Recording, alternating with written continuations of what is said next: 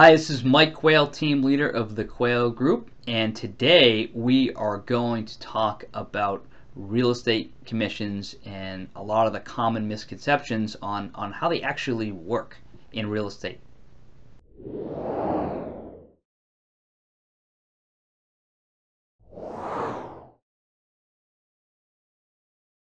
Thanks again for visiting our video blog today. Just want to point out a couple tools that are here on the site. If you'd like to find out how much your home is worth, just click on the home evaluation link. You'll get an instant valuation right there. You also get updates about once a month from our system, which is really cool. And then if you want to search for homes, just click on the search for homes and you can search all the homes that are available in Massachusetts. Okay, so today we're going to handle a topic that some people know a little bit about, some people know a lot, and a lot of people know somewhere in the middle about real estate commissions and how they actually work. So I thought it would be a good idea and a nice topic to cover for people that are looking to buy or sell or however it works. One of the first big misconceptions about real estate is they think that the real estate agent, let's say it's the agent representing the seller, gets all of this commission and it all goes right into that particular person's pocket. That is far from the truth. If that was the truth, it would be a lot easier to have a good living in this career.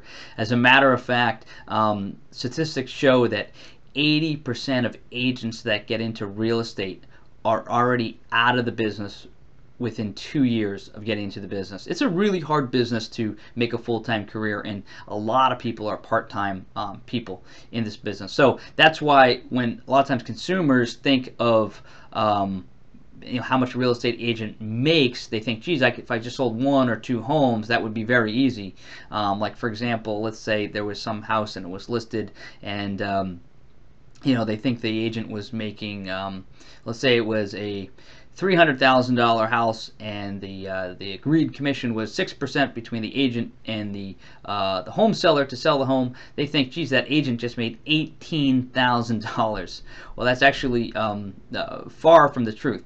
What happens is the commission is actually split up typically 4 different ways, and that's before the government even gets their share, or that agent has their business expenses taken away from that. So when you think of commission from a real estate perspective, that's just top line revenue for that agent, who is really like an independent contractor. They're not a typical W-2 employee. They get revenue, then they have to pay all of their own expenses. So let's say, for example, someone a seller paid 6% on a $300,000 home to sell. First of all, just as a caveat, no commissions are set. There's no set commissions. There's no normal commissions in real estate. But just for our little example, we use 6% on a $300,000 home. They can be less, they can be more, they can be anywhere in between. So what happens is there's the listing agent, and then typically in most transactions, there's a buyer's agent, and that buyer's agent represents the buyer. So that's 2 parties, but remember I told you it got split up 4 different ways. So where are those other 2 parties? So actually the listing agent works for a company, for their broker, and so there's the listing agent who represents the seller, and then that agent works for a broker. And then the buyer's agent, who represents the buyer, works for a real estate brokerage as well. So what happens is it gets split up 4 different ways. So you have the listing agent gets a portion, and then depending on what sort of arrangement they have with their broker, let's say half of it gets given to their real estate broker, who has to run use that money to run the company, pay for insurances, pay for lights, everything else that goes into running for business, salaries of administrative staff.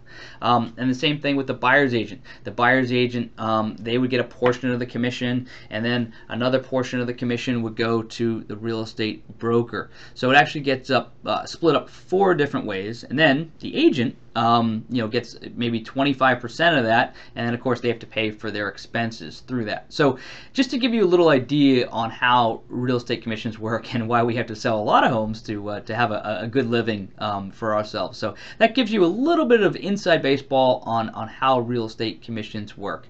If you guys have any questions whatsoever on how things work, feel free to shoot me an email or give me a call. I'll be happy to answer those questions for you. Thanks so much, guys. We'll talk to you soon.